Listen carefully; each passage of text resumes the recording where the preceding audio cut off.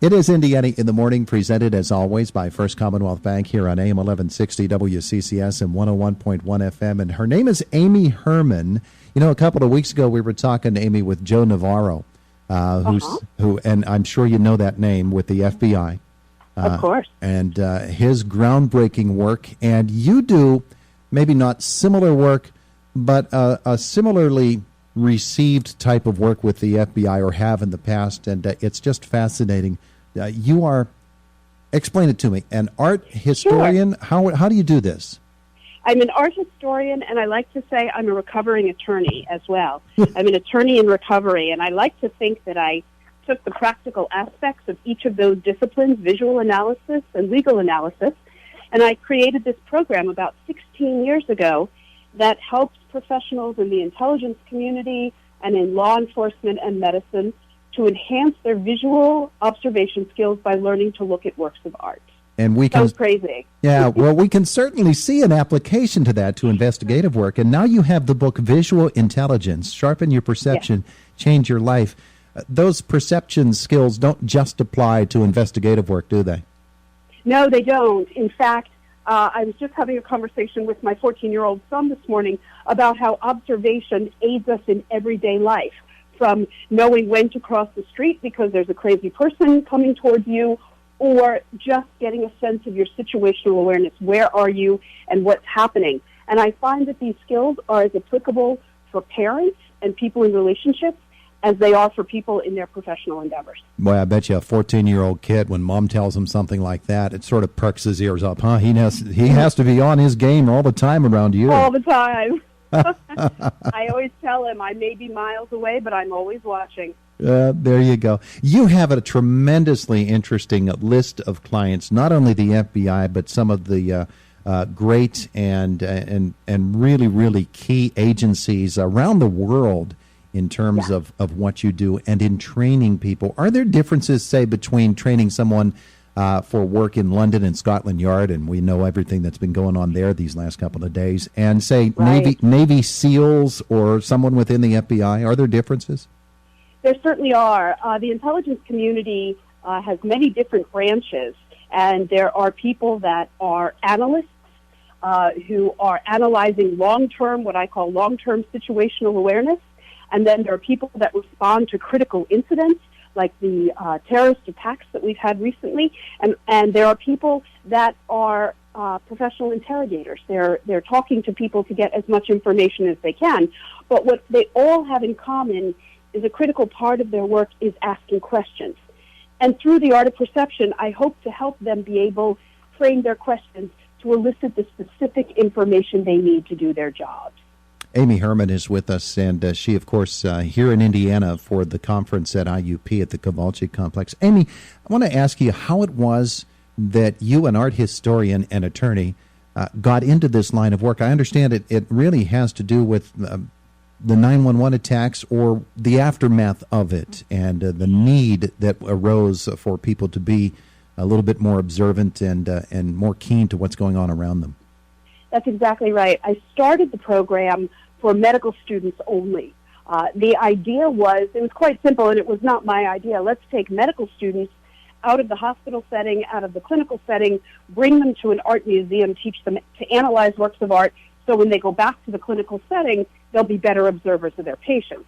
And after the events of 9/11, which just raised the bar on what humanity was capable of, the intelligence community realized that they were lacking a certain, what they call creativity and resourcefulness. And they needed to widen their lens and broaden the scope of looking at not just what was happening, but what could happen.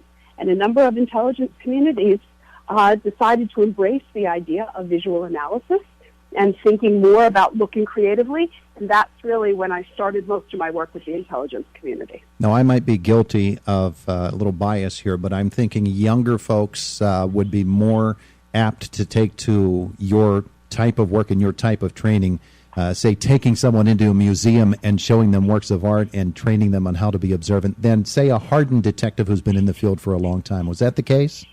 You know, that sounds most intuitive, but I have to tell you, some of my senior intelligence analysts and my senior law enforcement agents that take this the most seriously and are the most welcoming for two reasons. Number one, it relies on the intuitive sense, on the gut, and they know how to trust their gut because they grew up in a professional environment where technology was not the way it is today.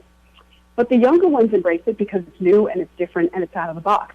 So I have a really good mix of seasoned professionals and new professionals, and for some reason it crosses hierarchical lines without threatening anybody. Everybody's receptive to looking at art because everybody sees something. Crazy as it sounds.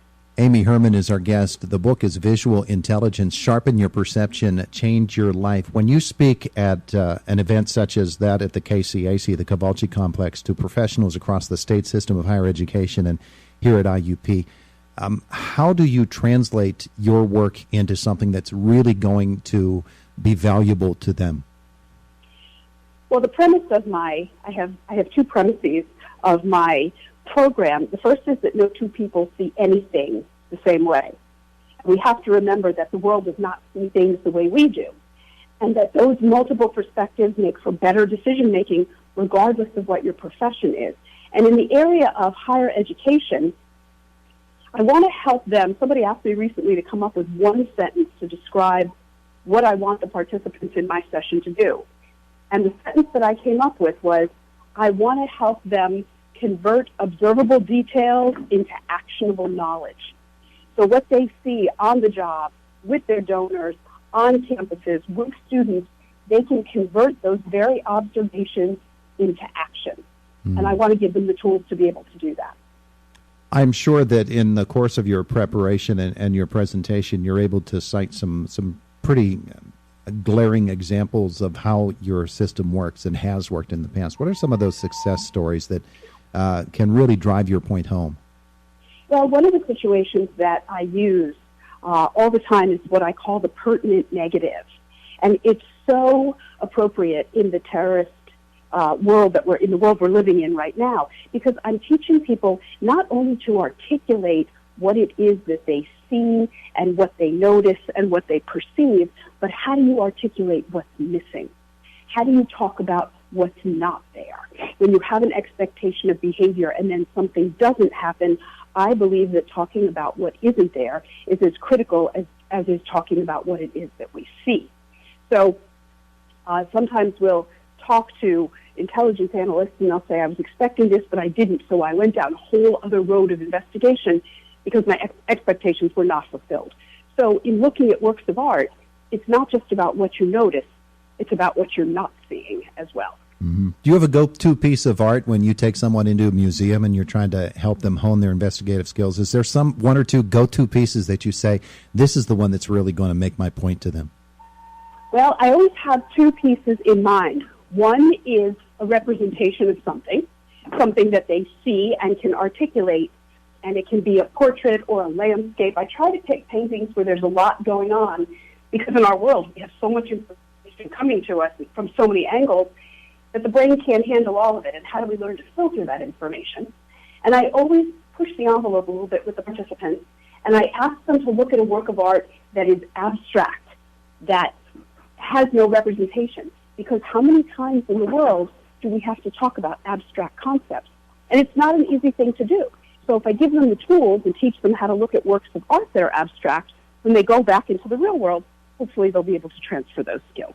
Oh, boy, the depth of what you're able to do. And I imagine you're still learning about it as well after all of these years. It must be fascinating for you. Yes, I am. Each class opens my eyes a little bit wider, and each class informs the next one. So I hope my readers will get that same experience as if they were taking the class. The book is Visual Intelligence, Sharpen Your Perception, Change Your Life. Amy Herman is its author. She's been with us here on Indiana in the Morning. Have you ever been to Indiana, PA? I have not, and I'm looking forward to my trip today. Beautiful, beautiful. Well, we look forward to your coming to visit with us as well. Thanks so much for joining us on the phone. Thank you for having me. Have a great day. You too. Bye now. Take care. Bye-bye.